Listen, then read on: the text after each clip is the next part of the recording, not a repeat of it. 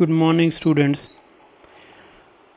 तो twelfth class के लिए हम आज एक नया चैप्टर शुरू करेंगे। It is biomolecules. बायोमॉलिक्यूल्स क्या होते हैं? बायो मीन्स लाइफ, ठीक है। अब ये तो आपको सबको पता है, बायो मीन्स लाइफ। तो लिविंग थिंग्स में, प्लांट्स में, एनिमल्स में बहुत सारे मॉलिक्यूल्स होते हैं जो उनके लाइफ प्रोसेसेस के लिए, बॉडी बिल्डिंग के लिए, रिपेयरिंग के लिए बहुत इम्पॉर्टेंट होता है। तो ऐसे ही मॉलिक्यूल्स को हम बायोमॉलिक्यूल्स बोलते हैं। बायोमॉलिक्यूल्स में be defined as complex lifeless chemical substance. मतलब ह्यूमन बॉडी है तो बॉडी में क्या है, बहुत सारे कुछ मॉलिक्यूल्स। अब मॉलिक्यूल्स तो हमेशा लाइफ केमिकल कंपाउंड्स हैं तो ये लाइफलेस होंगे। लाइफलेस केमिकल सबस्टेंसेस हैं ये, which form the basis of life. खुद ये लाइफलेस हैं मगर लाइफ के लिए इंपॉर्टेंट है, लिविंग थिंग्स के लिए इंपॉर्टेंट है। They not only build up living systems creatures but are also responsible for their growth, maintenance and their ability to reproduce. सिर्फ वो बॉडी की फंक्शनिंग को मेंटेन नहीं करते, बॉडी के जो प्रोसेस हो रहे हैं, डाइजेशन, रेस्पिरेशन, हमारा जो आपका सर्कुलेशन वगैरह, जो भी प्रोसेस चलते हैं, सिर्फ उसको मेंटेन नहीं करते, इसके अलावा growth, maintenance and their ability to reproduce, ऐसे फंक्शंस में भी हेल्प करते हैं ये सारे chemicals. The various biomolecules are कौन कौन से हैं? अब carbohydrates biomolecules, proteins, enzymes, nucleic acids, lipids, hormones and compounds for storage and exchange of energy such as adenosine triphosphate. तो कौन कौन से मॉलिक्यूल्स बायोमॉलिक्यूल्स हैं? Carbohydrates, proteins, enzymes, nucleic acids, lipids, hormones, जो भी आपकी बॉडी में मेन इंपॉर्टेंट कंपाउंड्स हैं वो क्या हैं? बायोमॉलिक्यूल्स। इसके अलावा स्टोरेज और एक्सचेंज ऑफ एनर्जी में जो यूज़ होते हैं, जिसको आप एटीपी बोलते हैं, एडिनोसिन ट्राइफॉस्फेट, ये एनर्जी के पैकेट्स होते हैं, एनर्जी को स्टोर करके रखते हैं और सप्लाई भी करते हैं, एक्सचेंज भी करते हैं। So these are also biomolecules. In addition some simple molecules, इसके अलावा ये जो सारे हैं ये कम्प्लेक्स लार्ज मॉलिक्यूल्स होते हैं। इसके अलावा जैसे vitamin, minerals also play an important role in the function of organisms. ठीक है, हमारी बॉडी में विटामिन भी हैं, बायोमॉलिक्यूल्स, मिनरल्स भी होते हैं। तो ये सब क्या हैं? बायोमॉलिक्यूल्स, जो इंपॉर्टेंट होते हैं लाइफ की फंक्शनिंग के लिए। सो this is just the introduction of biomolecule. अब इसमें से हम एक बायोमॉलिक्यूल आज हम स्टार्ट कर रहे हैं, इट इज़ प्रोटीन्स। प्रोटीन्स के बारे में हम पढ़ेंगे। सुना होगा आपने प्रोटीन, एग में प्रोटीन होता है, दालों में प्रोटीन है, ठीक है। तो हम वो क्या होते हैं प्रोटीन, वो क्या काम करते हैं, किसके बने होते हैं, क्या कंपाउंड्स हैं, तो उसके बारे में हम पढ़ेंगे। Another class of biomolecules essential for living beings are proteins. Proteins भी क्या हैं? बहुत important biomolecules. The name protein is derived from the Greek word Proteus.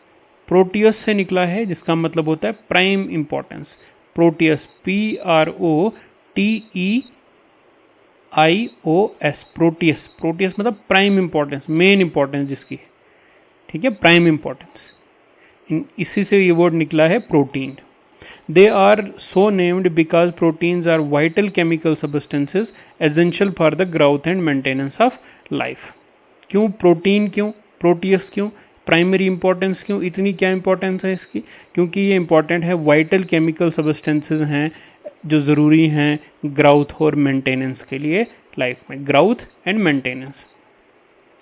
The protoplasm of a plant और animal cell contain 10 to 20% protein. जो भी आपका cell है, चाहे आपका प्लांट सेल है, चाहे आपका एनिमल सेल है, उसमें आपको पता है न्यूक्लियस वगैरह है और बाकी पूरा जो सिस्टम है उसको आप प्रोटोप्लाज्म बोलते हैं। तो उस पूरे प्रोटोप्लाज्म में 10 to 20% जो है वो प्रोटीन्स ही होते हैं। 10 to 20% प्रोटीन्स होते हैं प्लांट सेल में भी और एनिमल सेल में भी। In human beings they are the main constituents of. Human beings में कहाँ होते हैं? Muscles, skin, hairs, nails, tendons, arteries and connective tissues. Connective tissue जैसे ब्लड और प्लाज्मा वगैरह, लिम्फ वगैरह, arteries, tendons, nails, hairs, skin and muscles. ये सारे जो बॉडी पार्ट्स हैं इसमें प्रोटीन का ही रोल है, प्रोटीन ही इनको बनाने में, रिजेनरेशन में हेल्प करते हैं। Chemically proteins are condensation polymers, actually polyamides in which monomeric units are the alpha amino acids. हम पहले भी जो पॉलीमर का यूनिट पढ़ चुके हैं उसमें हमने बताया था कि प्रोटीन्स बनते कैसे हैं, अमाइनो एसिड्स के जुड़ने से, पॉलीमराइजेशन से, और बीच में जो उनका लिंकेज बनता है वो बनता है एमाइड लिंकेज, CONH की लिंकेज। इसको आप एमाइड लिंकेज बोलते हैं, इसलिए इसका नाम है पॉलीएमाइड। तो प्रोटीन बेसिकली है क्या, protein it is a polymer of amino acids. ऐसे ऐसे अमाइनो एसिड जुड़ेंगे और आपका क्या बनेगा, पॉलीमर चेन बनेगी, जिसको आप पॉलीएमाइड बोलेंगे या प्रोटीन बोलेंगे। और ये जो अमाइनो एसिड्स होते हैं ये मेनली कौन से होते हैं, अल्फा अमाइनो एसिड्स होते हैं। कौन से, alpha amino acids. So this is just the introduction of proteins. क्या है proteins, very important chemical substances हैं, important for growth and maintenance of life. Protoplasm में 10 to 20% प्रोटीन्स होते हैं, बने किसके होते हैं, अल्फा अमाइनो एसिड से की पॉलीमराइजेशन से ये बनते हैं। All proteins contain the elements carbon, hydrogen, oxygen, nitrogen and sulfur। वो जो अमाइनो एसिड्स हैं उनमें आपके कौन कौन से एलिमेंट्स होते हैं, कार्बन हो गया, हाइड्रोजन, ऑक्सीजन, नाइट्रोजन, सल्फर, ये सारे मेन उसमें एलिमेंट्स ये वाले होते हैं। सम ऑफ दीज में आल्सो कंटेन फास्फोरस, कभी कभी इनमें फास्फोरस भी होता है, आयोडीन भी हो सकता है, and traces of metal like iron, copper, zinc, manganese, ये कुछ मेटल्स भी उनमें हो सकते हैं। All proteins on partial hydrolysis give peptides of varying molecular masses which upon complete hydrolysis give alpha amino acids। तो होता क्या है इसमें, carbon, hydrogen, oxygen, nitrogen, sulphur ये होते हैं। इसके अलावा इसमें फास्फोरस, आयोडीन और कुछ मेटल्स भी हो सकते हैं, जैसे आपका कॉपर, आयरन, जिंक, मैंगनीज, ये भी प्रेजेंट हो सकते हैं। अब बोल रहा है कि जब प्रोटीन का ब्रेक डाउन होगा, एक प्रोटीन क्या है, लंबी सी एक चेन है अल्फा अमाइनो एसिड्स की, जब इसका ब्रेक डाउन करेंगे तो पहले तो छोटी छोटी चेन्स बनेंगी, ठीक है, तो इनको आप बोलते हैं पॉलीपेप्टाइड्स। क्या बोलेंगे इनको, give peptides of varying molecular masses, इनको बोलेंगे पेप्टाइड चेन्स, पेप्टाइड्स इनको बोलेंगे। और फर्दर जब ये टूट के सिंगल सिंगल अमाइनो एसिड बना सकते हैं। So this is hydrolysis of proteins। कुछ अल्फा अमाइनो एसिड के बारे में पढ़ते हैं। अल्फा अमाइनो एसिड्स क्या होते हैं, organic compounds containing both amino and carboxylic functional groups are known as amino acids. Amino acids के बारे में हमने पहले भी पढ़ चुके हैं पॉलीमर्स में। ऐसा कंपाउंड जिसमें अमाइनो ग्रुप भी हो, NH2 ग्रुप हो, और एसिडिक ग्रुप भी हो, COOH ग्रुप भी हो, इसको आप बोलते हैं अमाइनो एसिड। अमाइनो एसिड, ठीक है, अमाइनो एसिड ये ऑर्गेनिक कंपाउंड है जिसमें बोथ अमाइनो ग्रुप और कार्बोक्सिलिक ग्रुप फंक्शनल ग्रुप्स होते हैं। Depending on the relative position of NH2 group with respect to COOH group, the amino acids are classified as alpha, beta, gamma, delta etcetera amino acids. कहता है कि classification अगर देखते हैं इसकी, कि टोटल जो कैटेगरी है, मान लो कंपाउंड है, उसमें अमाइनो ग्रुप भी है और एसिडिक ग्रुप भी है, तो ऐसे बहुत सारे कंपाउंड्स क्लासिफाई करेंगे तो ये अमाइनो एसिड्स अल्फा भी होते हैं, बीटा भी होते हैं, गामा भी होते हैं, डेल्टा भी होते हैं। ये किसकी बेस पे होते हैं, इस अमाइनो ग्रुप की पोजीशन की बेस पे, अमाइनो ग्रुप की पोजीशन की बेस पे। पढ़ेंगे हम आगे डिटेल में इनका structure. Only alpha amino acids are obtained by hydrolysis of proteins. और जो हमारी बॉडी में या प्लांट्स में या एनिमल्स में मोस्टली प्रोटीन्स होते हैं वो सिर्फ अल्फा अमाइनो एसिड्स के बने होते हैं, बीटा, गामा, डेल्टा नहीं, सिर्फ अल्फा अमाइनो एसिड्स होते हैं उसमें। अल्फा अमाइनो एसिड्स मिलके ही क्या बनाते हैं, आपका प्रोटीन बनाते हैं। मोस्टली सारे प्रोटीन्स वही बनाते हैं, alpha amino acids. The alpha amino acids are the building blocks of proteins. Proteins के जो बिल्डिंग ब्लॉक्स हैं वो कौन से हैं, alpha amino acids. 26 different alpha amino acids have been isolated by the hydrolysis of various proteins। अभी तक हमने टोटल कितने अमाइनो एसिड्स डिटेक्ट किए हैं, 26 6 अल्फा अमाइनो एसिड्स 26 हैं हमारे पास। Out of these 20 amino acids occur in almost all proteins while that remaining 6 are found in special tissues। इन 26 में से 20 अमाइनो एसिड जो हैं जितने भी टाइप्स के प्रोटीन हैं, चाहे प्लांट्स में हैं चाहे एनिमल्स में हैं, जितने भी टाइप्स ऑफ प्रोटीन्स हैं उसमें 20 अमाइनो एसिड्स तो होते ही प्रेजेंट होते हैं। बाकी जो 6 अमाइनो एसिड्स हैं ये स्पेशल टिश्यूज में कहीं कहीं पाए जाते हैं। These amino acids differ from one another in the nature of the side chain group। These amino acids differ from one another in the nature of the side chain groups। Side chain groups, मान लो एक chain बनी हुई है amino acid की, कहता है कि एक प्रोटीन और दूसरा प्रोटीन कैसे वेरी करेंगे, कैसे चेंज करेंगे। मान लो ये एक अमाइनो एसिड है, एक बीच में चेन है, एक अमाइनो ग्रुप यहाँ लगा हुआ है, एक कार्बोक्सिलिक ग्रुप यहाँ लगा हुआ। बीच में क्या होती है, कार्बन की चेन होती है। उस तरह से दूसरा भी कार्बन की चेन है, इसमें COH और NH2 ग्रुप।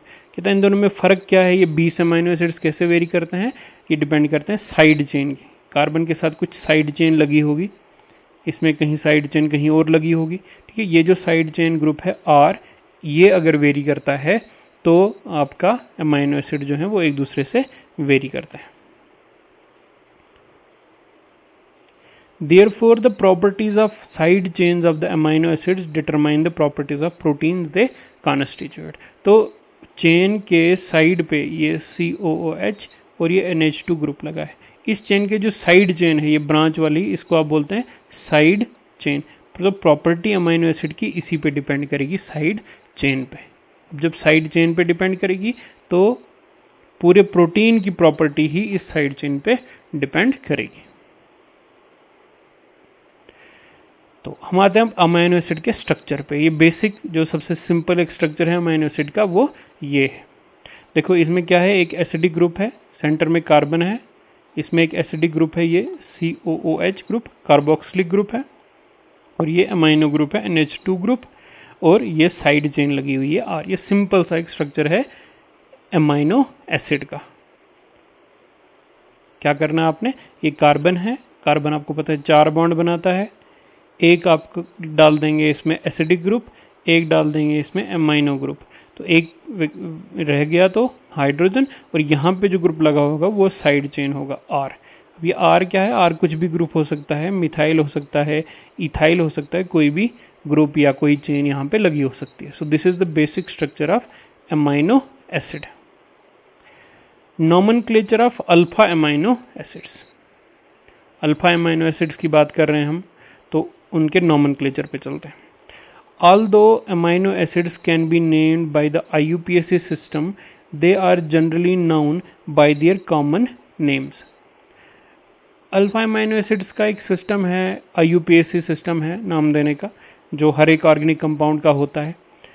बट मोस्टली हम इन अमाइनो एसिड्स को, क्योंकि 26 ही हैं टोटल, अब ऑर्गेनिक कंपाउंड्स की अगर बात करते हैं तो वो बहुत ज़्यादा हैं, मिलियंस में, काउंटलेस हैं, इसलिए उनको IUPAC सिस्टम से ही बोलना ठीक है। बट अमाइनो एसिड्स क्योंकि लिमिटेड हैं, 26 हैं, तो मोस्टली हम उनको कॉमन नाम से ही जानते हैं, उनको ट्राइवियल नेम से ही जानते हैं। derived either from the name of the source or the name of the some characteristic property of that amino acid।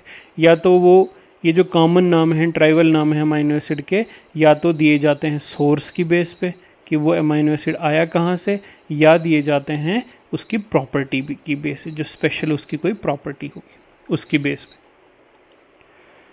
For example जैसे ये एक अमाइनो एसिड है सिंपल वाला, अभी जो हमने देखा COOH NH2, और यहाँ पे लगा हुआ है H, और यहाँ पे लगा है H लगा हुआ है CH2। अल्फा अमाइनो एसिड क्यों बोलते हैं, ये जो पोजीशन होती है ना, ये कार्बन है, इसको आप अल्फा कार्बन बोलते हैं।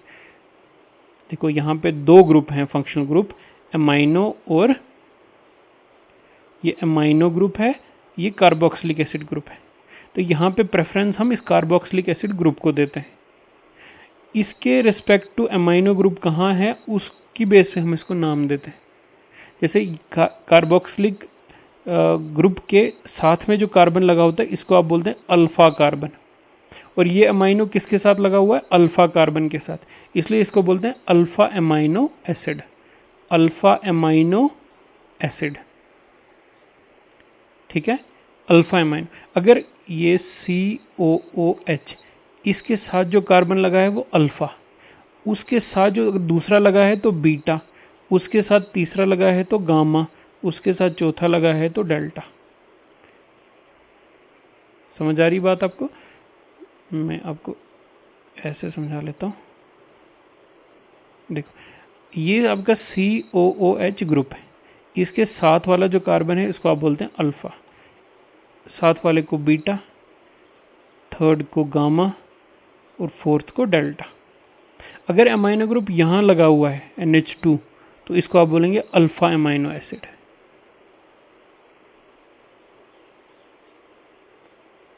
अगर लगा है यहाँ तो बीटा एमाइनो, यहाँ लगा है तो गामा एमाइनो एसिड, यहाँ लगा है तो डेल्टा एमाइनो एसिड। बात कर रहे थे इसकी, इसको आप बोलते हैं ग्लाइसिन, इसका नाम है glycine rather than alpha amino acetic acid. इसका जो सिंपल नाम है वो है ग्लाइसिन, जो IUPAC नेम है वो है अल्फा एमाइनो एसिटिक एसिड या 2 एमाइनो इथेनोइक एसिड, बट इसको बोलते हैं ग्लाइसिन। ग्लाइसिन क्यों? Glycine is so named since it has sweet taste. Glycine, ग्लाइकोस का मतलब होता है स्वीट, क्योंकि इसका टेस्ट स्वीट है इसीलिए इसका नाम दे दिया ग्लाइसिन। उसी तरह से एक और है tyrosine, was first obtain from चीज। ग्रीक में टायरोस का मतलब होता है चीज, इसलिए चीज से ऑब्टेन हुआ इसलिए टायरोसिन। तो कॉमन उसकी सोर्स की बेस पे या उसकी प्रॉपर्टी की बेस पे, तो ग्लाइसिन को नाम दे दिया हमने ग्लाइसिन, इसको दे दिया इसकी प्रॉपर्टी की बेस पे, इसका मतलब होता है स्वीट। और एक और अमाइनो एसिड है जिसको आप बोलते हैं टायरोसिन, तो टायरोसिन को नाम दे दिया टायरोस की बेस पे, जिसका मतलब होता है आपका चीज, क्योंकि वो चीज से ऑब्टेन हुआ। सो this is your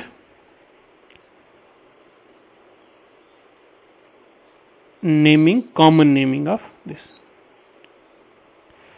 Further, for the sake of simplicity, each amino acid has been given a standard abbreviation or code which usually consists of first 3 letters of the common name. इसके अलावा जब हम उनका नाम लिखना है तो हम जो है एक कोड भी दे देते हैं उसको, जैसे ग्लाइसिन को लिखते हैं GLY, एलेनिन को लिखेंगे ALA। 1 लेटर कोड्स और सिंबल्स आर आल्सो यूज्ड, कभी कभी सिंपल एक लेटर भी यूज करते हैं, बट मोस्टली ये 3 लेटर वर्ड जो है वो 3 लेटर कोड जो है वो यूज करते हैं। जैसे टायरोसिन को लिखेंगे TYR, ग्लाइसिन को लिखेंगे GLY, एलेनिन को लिखेंगे ALA। तो ये कॉमन सिस्टम है उनके नाम देने का। ठीक है, तो आज हमने क्या पढ़ा? बायोमोलिक्यूल्स क्या होते हैं? इंपॉर्टेंट लाइफलेस केमिकल सब्सटेंसेस होते हैं जो ग्रोथ, मेंटेनेंस एंड ये पूरे बॉडी के लाइफ प्रोसेसेस के लिए इंपॉर्टेंट होते हैं, ग्रोथ, मेंटेनेंस, रिप्रोडक्शन के लिए। कौन कौन से हैं? Carbohydrates, proteins, fats, nucleic acids, vitamins, minerals, hormones, सारे ये बायोमोलिक्यूल्स हैं। प्रोटीन्स हमने शुरुआत की, तो प्रोटीन पॉलीमर्स हैं अमाइनो एसिड्स के, अल्फा अमाइनो एसिड्स के। प्रोटोप्लाज्म में 10 to 20% प्रोटीन्स होता है, ग्रोथ और मेंटेनेंस के लिए इंपॉर्टेंट है। सारे जो प्रोटीन्स हैं इनमें carbon, hydrogen, oxygen, nitrogen, sulphur, phosphorus, zinc, metals, copper, manganese, iron, ये सब होते हैं। अल्फा अमाइनो एसिड्स की बात करेंगे तो अल्फा पोजीशन पे अमाइनो होता है इसलिए इसको अल्फा अमाइनो एसिड बोलते हैं। अमाइनो और एसिड दोनों ग्रुप होते हैं, 26 हैं, जिसमें से 20 जो हैं मोस्टली कॉमन सब में होते हैं, 6 जो हैं वो स्पेशल टिश्यूज में होते हैं। ये जनरल स्ट्रक्चर है जिसमें अमाइनो ग्रुप भी है, एसिडिक ग्रुप भी है और साइड चेन भी है। मोस्टली वेरी करते हैं ये साइड चेन की बेस पे। नॉमेनक्लेचर की बात करेंगे तो इनको आप नाम देते हैं बाई IUPAC भी और कॉमन नाम भी। मोस्टली हम कॉमन नाम यूज़ करते हैं सोर्स और प्रॉपर्टी की बेस पे।